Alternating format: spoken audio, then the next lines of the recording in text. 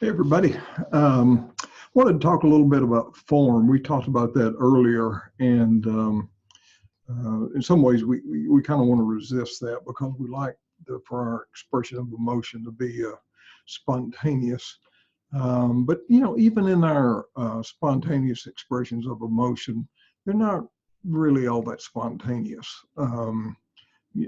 Different cultures, for example, have different sorts of ideas about what's appropriate in terms of the expression of emotion. So that implies that even what we think is spontaneous is probably not all that spontaneous, that there's some sort of culturally induced form to how we give expression to our grief, for example, or our joy or excitement or whatever.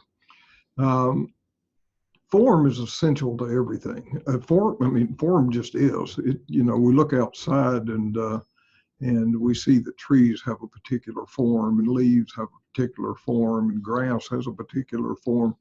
And that form is what distinguishes one thing from another. As a matter of fact, Aristotle said that one of the causes of behavior is the form of the entity we're talking about. So birds have the form of things that can fly, and so they fly. And human beings have the form of things that walk on two legs, and we walk on two legs, all things being equal.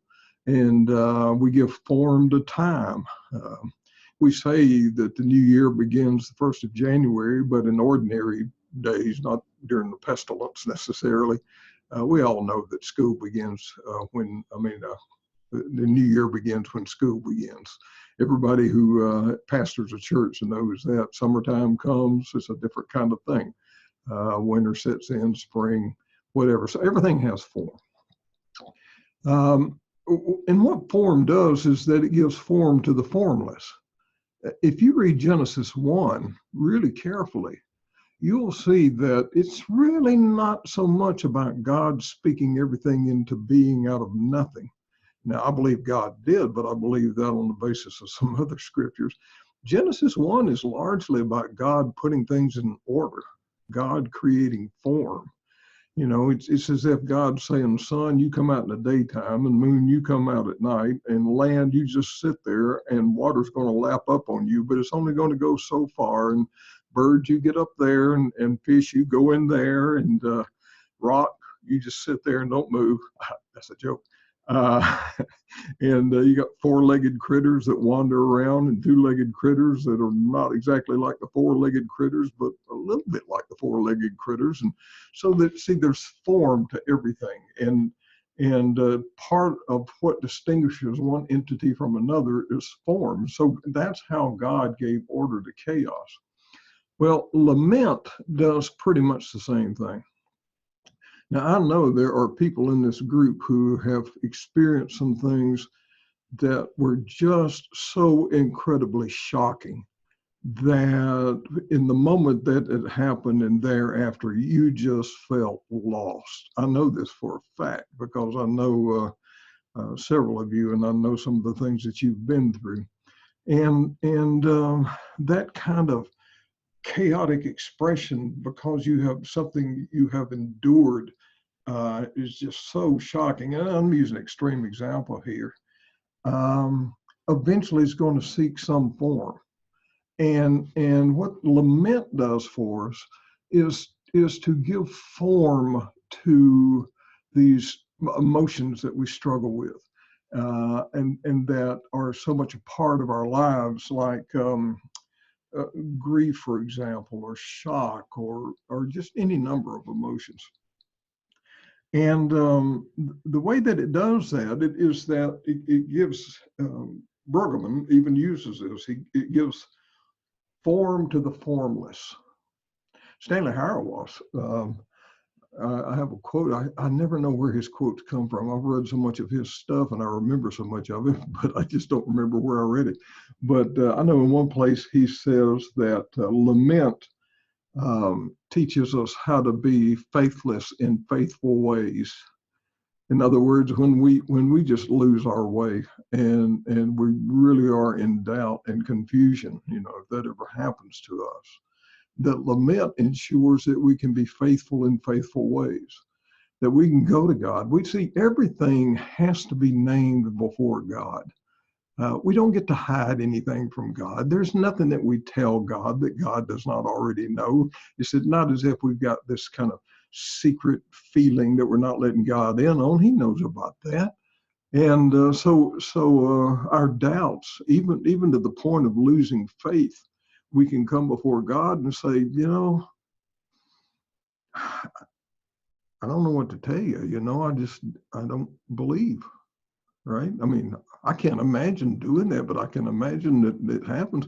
I know Elie Wiesel, I don't know how to pronounce his last name, in the book Night, describes a situation during the Holocaust when he was in the concentration camps where he saw a son. As I recall, there was a forced march, and the son's father was very frail, and the son was worried that if he fell behind, he'd be executed. And so he abandoned his father, his frail father. And I think I'm remembering this right, but I do remember what Wiesel said. Wiesel went in as a very devout Hasidic Jew, but he lost his faith in the concentration camps. And he said something that really has always struck me. I prayed to the God in whom I no longer believed that I would never be a man like that. See the paradox there of, I don't believe in God, but I'm going to pray to God that I will never be a man like that.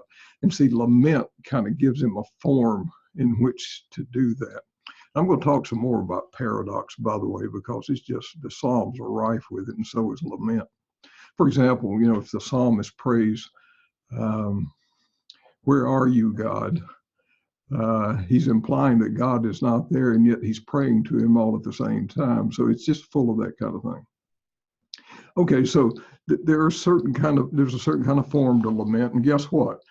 I've read most of the lament psalms recently, and most of them don't follow this form.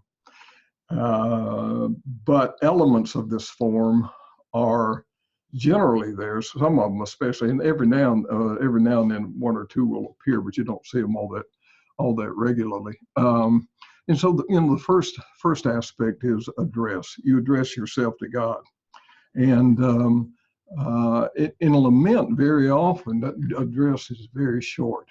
It's, "Oh Lord," or "How long, O Lord?" That kind of thing. It's not the kind of flowery, "Oh Lord, who thou art in heaven, who is above all things, transcended in thy glory." I mean, you ain't got time for that. It's just, "God, where are you? God, how long is this going to go on?" And so address, not always, but often, is very short and to the point, almost commanding in a way. And then the second piece of lament is complaint. I don't particularly like that word, because I suspect because of the kind of English association with complaining, but the complaint is, I've got a problem here. And the problem I have is with you. I mean, because you said this, and I'm in this, and I have spoken to you about this before, and nothing's happening. So that phrase, "How long, O God, how long, O Lord," appears a lot, relatively speaking, in lament. And so there's this kind of, as we've talked about, this tension between our situation and the promises of God.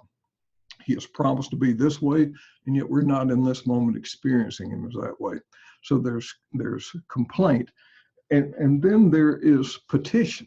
See, petition just grows organically out of complaint. And this is one of the things that distinguishes lament from whining, is that I have a legitimate complaint that I'm laying before the Lord, and it has to do with this kind of disconnect between who God claims he is and has promised to be and my ongoing experience. And so God, do something about that. That's the petition part of it. And then there's sometimes is what Bergerman calls motivation. And motivation is where you entice God, in a sense. Here's why it's in your interest to do something about this, God. I mean, Moses did that, right? With that passage we looked at in Numbers, that Moses said to God, "Look, if you do what you're planning on doing, Egypt's going to say, you just let them out here to kill them. I mean, is that what you want?" And, so it's like, think what's in God's best interest here. And because part of this is that if God rescues me, right, it leads right next to the thing you often see. It leads to the thing you often see following that motivational statement is something of a vow. When you do this, I will praise your name. See, I'm making a promise to God that I've reminded you now that there's this disconnect. And it's in your best interest, God, to live up to your claims about yourself. And when you do, oh, brother, I'm going to let the world know, because you are worthy of worship, whether you do anything or not. But I'm going to let the world know that you're a God of love and steadfast love and mercy and power and might and all of that. And so sometimes, not always, there's that sense of vow.